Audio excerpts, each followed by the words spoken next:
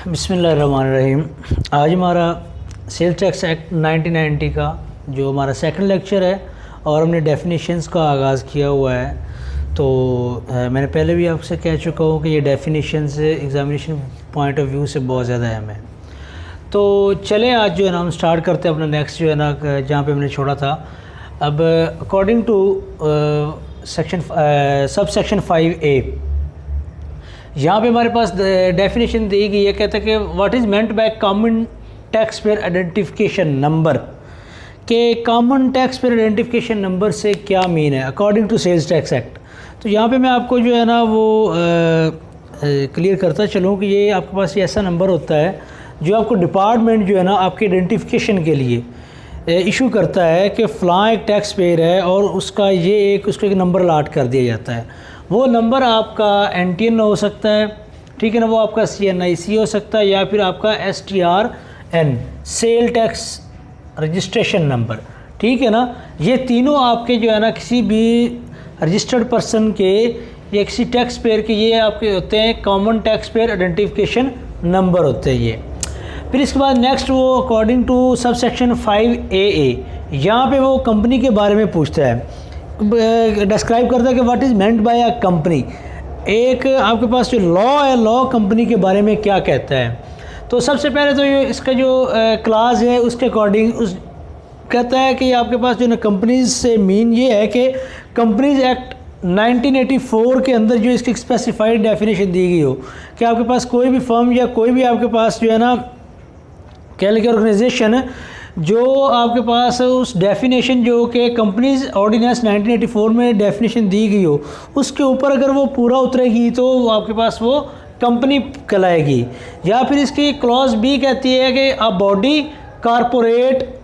Formed under any law, कहते हैं कि या फिर कोई ऐसी बॉडी जो है ना किसी कानून के तहत जो कानून बनाया गया हो उस कानून के तहत अगर आप उसको फॉर्म कर दें तो वो भी आपके पास क्या कहलाएगी, कंपनी कहलाएगी।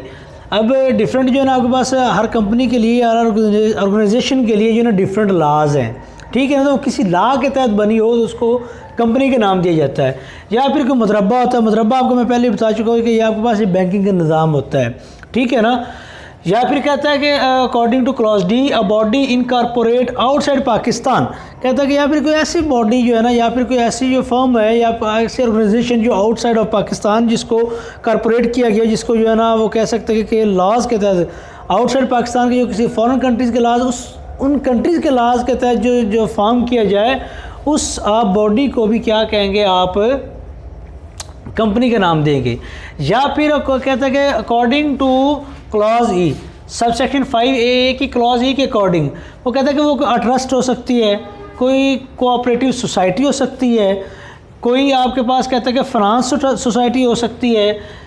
तो इनको जो है ना इनको भी कहता है कि ये भी आपके पास कंपनी में फाइनेंस सोसाइटी से क्या मुराद है, ये भी बाई लॉज जो है ना सोसाइटीज़ बनाई जाती है और इनको जो है ना आपके पास जो कोऑपरेटिव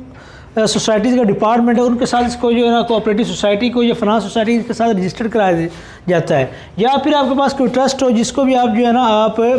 चैरिटी कमीशन वगैरह के साथ जो है ना आप इसको जो है ना उन लॉज के अकॉर्डिंग आप उसको रजिस्टर करवाएं तो वो भी आपके पास क्या कहलाएगी, एक कंपनी कहलाएगी। फिर इसके बाद नेक्स्ट चलेंगे हम according to clause F a foreign association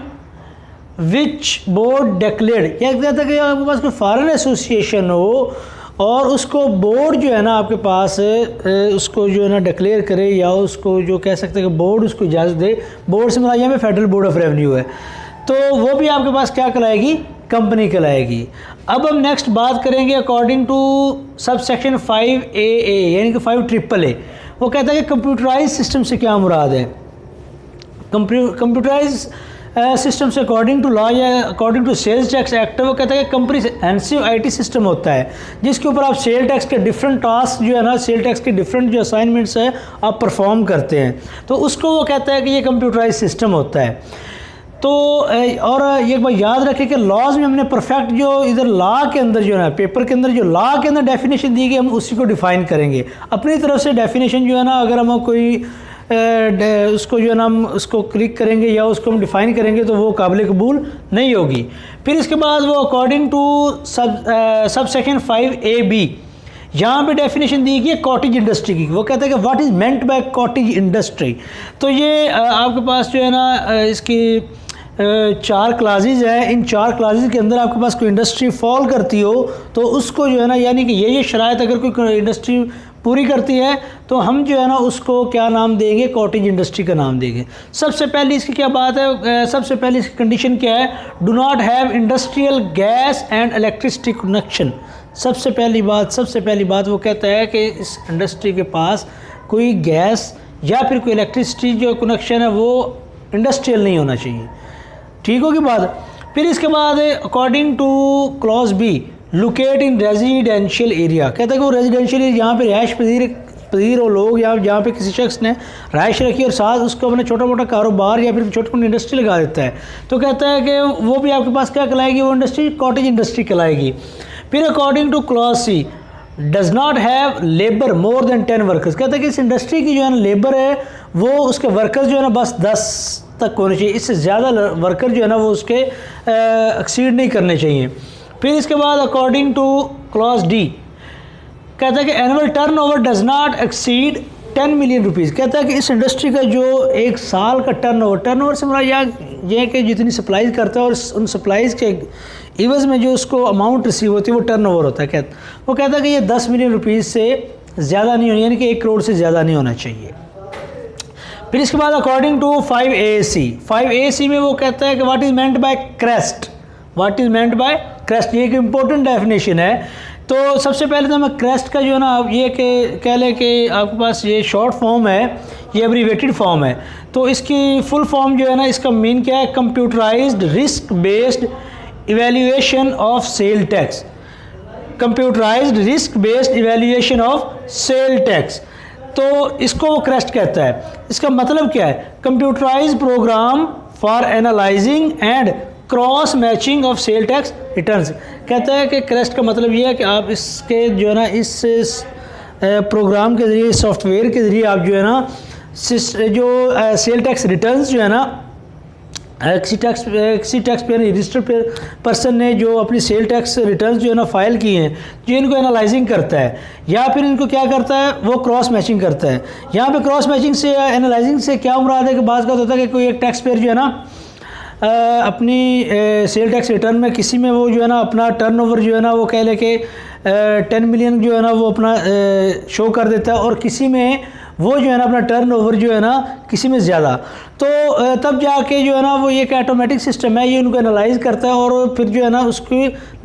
जो जहाँ पे गड़बड़ वो निशानदेही करके जो है ना उसको हाईलाइट कर देता है। तो ये क्रेस्ट का जो है ना फंक्शन है बेसिक। फिर इसके बाद according to sub section 6 custom act से क्या मुराद है। कस्टम एक्ट से मुराद ये है कि ये कस्टम्स के जो आपके पास ये कह लें कि जितने भी कस्टम्स के मामलात हैं या कस्टम्स की जो एडमिनिस्ट्रेशन है या फिर इसकी फील्ड फार्मेशंस हैं, उनको चलाने के लिए जो रूल्स बनाए गए हैं उसको जो है ना उसको नाम दिया गया, यानी कि कस्टम के डिपार्टमेंट को चलाने के लिए जो एक्ट बनाया गया वो 1969 में बनाया गया और उसको कस्टम एक्ट कहते हैं। और इस जो यानी कि ये पूरे अप्रोप्रिएट रूल्स इसके अंदर हैं पूरे कस्टम डिपार्टमेंट को चलाने के लिए। फिर इसके बाद जो है ना according to sub section 6A इसके अंदर डिफ़ॉल्टर की अब दी गई डेफिनेशन कि what is meant bye defaulter. तो डिफ़ॉल्टर से क्या मुराद है, कोई पर्सन हो सकता है, कोई कंपनी हो सकती है, कोई डायरेक्टर हो सकता है किसी कंपनी का, या फिर किसी कंपनी का कोई पार्टनर हो सकता है, या फिर कोई एसोसिएशन ऑफ पर्सन हो सकती है हु फेल्स टू पे एरियर्स, जिसके ऊपर कोई टैक्स वाजिब अलादा हो और उसने वो टैक्स पे ना किया हो, वो एरियर उसके ऊपर यानी कि विद इन ड्यू डेट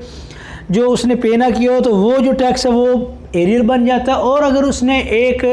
ख़ास टाइम फ्रेम के अंदर अपने एरियर्स जो है ना वो सबमिट ना किए हों, वो पे ना किए हों, तो उसको जो है ना उस शख्स को, उस रजिस्टर्ड पर्सन को, उस कंपनी को या फिर इस एसोसिएशन पर्सन को